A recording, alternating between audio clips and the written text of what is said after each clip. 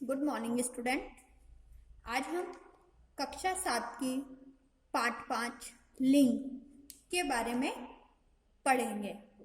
लिंग लिंग क्या होता है? इंग्लिश में इसको जेंडर कहते हैं। जो शब्द पुरुष जाति का बोध कराते हैं, जो शब्द स्त्रीलिंग जाति का बोध कराते हैं, उसे हम क्या कहते हैं? लिंग कहते हैं। हमने पिछली कक्षा में संज्ञा, सर्वनाम, विशेषण इनके बारे में पढ़ा था। जैसे संज्ञा किसी का नाम होता है, व्यक्ति का, वस्तु का, स्थान का। तो अब उन व्यक्ति, वस्तु, स्थानों में भी किसी जाति का बोध कराया जाता है। जैसे वो स्त्री जाति की, जैसे किसी लड़की का नाम है तो स्त्री जाति का बोध करवा रहा है, किसी लड़के का नाम है तो पुरुष जाति का बोध करवा रहा है। तो इसका मतलब वहां पर हम क्या करेंगे? लिंग की पहचान करेंगे। तो इसी प्रकार से ऐसे शब्द जो कि स्त्री और पुरुष जाति का बोध कराते हैं उसे हम क्या कहते हैं? लिंग, जिसके बारे में आज हम पढ़ेंगे। अब आपको यहाँ पर कुछ पिक्चर दिख रहे हैं। जैसे छात्र पुस्तक पढ़ता है, मोर नाचता है, पिताजी अखबार पढ़ते हैं, छात्रा पुस्तक पढ़ती है, मोरनी बैठी है, माताजी खाना पकाती है। ठीक है, यहाँ पर देखो, छात्र पुस्तक पढ़ता है, फिर मोर नाचता है। अब इनके साथ साथ शब्दों के साथ साथ क्रिया में भी परिवर्तन है। उसी प्रकार से छात्रा पुस्तक पढ़ती है, अब यहाँ पढ़ता है या पढ़ती है, तो क्रिया से भी पहचान हो रही है। ये स्त्री जाति का बोध करा रहे और ये पुरुष जाति का बोध करा रहे। तो इन वाक्यों व चित्रों के ऊपर के चित्र छात्र, मोर, पिताजी तो पुरुष सूचक है, अर्थात पुरुष जाति का बोध करवा रहे, तथा इनके साथ क्रिया भी पुरुष जाति की ही है। और इनके साथ साथ जैसे क्रिया पढ़ता है, नाचता है, पढ़ते हैं, ये क्रिया किसका बोध करवा रही है? हमें पुरुष जाति का बोध करवा रही है। जबकि दूसरी पंक्ति में दिए गए वाक्यों व चित्रों में छात्रा, मोरनी स्त्री सूचक है तथा इनके साथ क्रिया भी स्त्री जाति की ही है। इस प्रकार लिंग का अर्थ है चिन्ह। लिंग का अर्थ क्या होता है? चिन्ह, अर्थात वे चिन्ह जो स्त्री और पुरुष जाति का बोध कराए। तो पुरुष जाति, पुरुष अथवा स्त्री जाति का बोध कराने वाले चिन्हों को लिंग कहते हैं। तो लिंग किसे कहते हैं? वे शब्द जो पुरुष और स्त्री जाति का बोध कराते हैं। जैसे शब्द के जिस रूप से यह ज्ञात हो कि वह पुरुष जाति का है या स्त्री जाति का है, उसे लिंग कहते हैं। लिंग के कितने भेद हैं? लिंग के मुख्य रूप से 2 भेद हैं, पुल्लिंग और स्त्रीलिंग। मुख्य रूप से लिंग के कितने भेद हैं? 2 भेद, स्त्रीलिंग और पुल्लिंग। कई बार हमने नपुंसकलिंग भी सुना है, लेकिन वो जो भेद होता है वो संस्कृत भाषा में होता है। हमारी हिंदी भाषा में मुख्य रूप से लिंग के 2 ही भेद होते हैं, पुल्लिंग और स्त्रीलिंग। नेक्स्ट देखते हैं।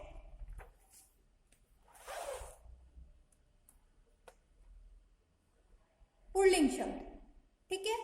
लिंग का जो पहला भेद है वो है पुल्लिंग। शब्द के जिस रूप से पुरुष जाति का बोध हो उसे पुल्लिंग कहते हैं। जैसे पुरुष, दादाजी, अध्यापक, शेर, हाथी, पुत्र, पर्वत, आकाश, देश, दिन, थोड़ा, त्याग, प्रेम, लेखक, वृद्ध, बच्चा आदि। तो ऐसे शब्द जिसमें पुरुष जाति का बोध होता है उसे हम पुल्लिंग कहते हैं। अब उसमें कई प्रकार के शब्द होते हैं, जैसे दादाजी, अध्यापक, शेर, हाथी, पुत्र, पर्वत, आकाश आदि। अब कई बार क्या होता है कि किसी किसी शब्द में हमें पता नहीं चलता, तो उसके पीछे हमें क्रिया लगाकर स्त्रीलिंग और पुल्लिंग का पता कर सकते हैं। जैसे नंबर 2 है स्त्रीलिंग। शब्द के जिस रूप से स्त्री जाति का बोध हो उसे स्त्रीलिंग कहते हैं। तो शब्द के जिस रूप से स्त्री जाति का बोध होता है उसे स्त्रीलिंग कहते हैं। जैसे रात, नदी, धरती, गाय, बकरी, लड़की, शिक्षिका, तपस्या, हथिनी, घोड़ी, चिड़िया, गंगा, बेटी, स्त्री आदि। तो उसी प्रकार से बकरी, लड़की, शिक्षिका, रात, नदी आदि कई प्रकार के शब्द हैं जो स्त्री जाति का बोध कराते हैं और स्त्री जाति का बोध करा रहे हैं। तो ये क्या कहलाएंगे? स्त्रीलिंग कहलाएंगे।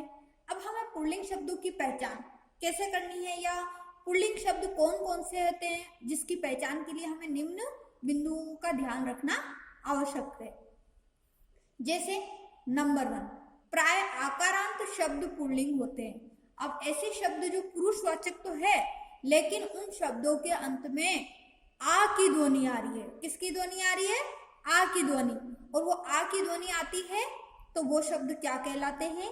पुल्लिंग। जैसे अब पुरुषवाचक भी होने चाहिए और उनके पीछे आ की ध्वनि आनी चाहिए। जैसे लड़का, ग्वाला, दरवाजा, लोहा, सोना, कपड़ा, बेटा, चाचा, दादा आदि। अब इन शब्दों के पीछे, सभी के पीछे देखो, लड़का आ की ध्वनि, ग्वाला आ की ध्वनि, फिर दरवाजा आ की ध्वनि, उसी प्रकार से लोहा, सोना, कपड़ा, बेटा, चाचा, दादा, इन सभी शब्दों के पीछे किसकी ध्वनि आ गई? आ की ध्वनि आ गई। अर्थात ये क्या हो गए? आकारांत शब्द हो गए, इसीलिए ये क्या है? पुल्लिंग शब्द है। नेक्स्ट है दिनों के नाम पुल्लिंग होते हैं। अब जो हमारे सप्ताह के दिन होते 7, सोम, मंगल, बुध, गुरु, शुक्र, शनि, रवि आदि, ये सभी शब्द क्या कहलाते हैं? पुल्लिंग कहलाते हैं। फिर जैसे आज मंगलवार का दिन है। अब मंगलवार का दिन है ना, ऐसे तो नहीं, मंगलवार की दिन है, तो का दिन है अपने आप ही समझ में आ गया कि उसके पीछे क्रिया लगाने से या फिर कोई अन्य शब्द जोड़ने से ही पता चल रहा है कि वो शब्द पुल्लिंग है। तो दिनों के नाम, जो सप्ताह के दिनों के नाम होते हैं 7, वो क्या कहलाते हैं? पुल्लिंग कहलाते हैं।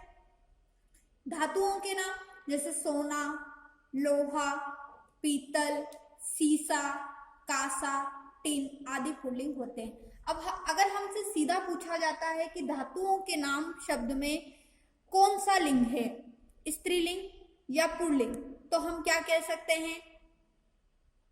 पुल्लिंग। परंतु अगर 4 धातुओं के नाम दे दिए, जैसे सोना, चांदी, तांबा, पीतल, तो सोना, तांबा, पीतल तीनों शब्द तो क्या हो गए? पुल्लिंग हो गए। परंतु इसमें एक अपवाद है। अपवाद मतलब हमारी बुक तो हमें क्या कह रही है कि धातुओं के नाम सभी पुल्लिंग में आते हैं, परंतु चांदी जो शब्द होता है, चांदी जो धातु होती है, वो स्त्रीलिंग में आता है। वैसे ही वृक्षों के नाम,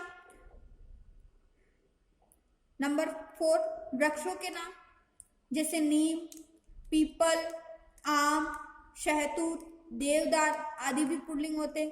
तो ये वृक्षों के नाम है। सभी प्रकार के वृक्ष के जो नाम होते हैं, पीपल, आम, नीम, ये सभी पुल्लिंग शब्द होते हैं। फिर रत्न, रत्नों के नाम जैसे हीरा, मोती, मणिक, मूंगा, पन्ना आदि पुल्लिंग होते हैं। ये शब्द भी पुल्लिंग होते हैं। फिर हमारे जो शरीर के अंग होते हैं, जैसे हाथ, पैर, पेट, गला, दांत, मस्तक आदि भी पुल्लिंग होते हैं। अब यहाँ पर भी एक अपवाद है, आंख। आंख क्या होती है? स्त्रीलिंग होती है, इसीलिए वो पुल्लिंग में नहीं होगा। परंतु पूछा जाता है शरीर के अंगों के नाम में कौन सा लिंग है, तो पुल्लिंग होगा। उसी प्रकार से अनाजों के नाम जैसे गेहूं, जौ, चना, उड़द, मटर, चावल, तिल आदि भी पुल्लिंग होते हैं। ठीक है, तो इस प्रकार से सभी जितने भी खाद्य पदार्थ अर्थात अनाज है, वो सभी किस में जाएंगे? पुल्लिंग में जाएंगे। फिर देखते हैं हम देशों के नाम जैसे भारत, श्रीलंका, तिब्बत, चीन, अमेरिका आदि भी पुल्लिंग होते हैं। अब कहते हैं ना भारत देश महान है।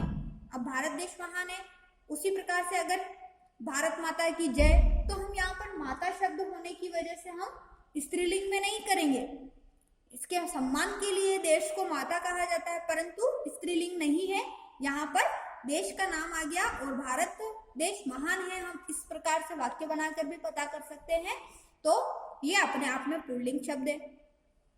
अब देखते हैं कुछ द्रव्य पदार्थ, जो कि द्रव्य पदार्थ होते, तरल पदार्थ होते, वो भी क्या होते हैं? पुल्लिंग होते हैं। अब कैसे होते हैं? जैसे घी, तेल, पानी, दही, शरबत, सिरका, इत्र, आसव आदि।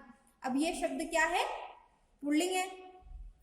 उसी प्रकार पृथ्वी को छोड़कर सभी ग्रह पुल्लिंग है।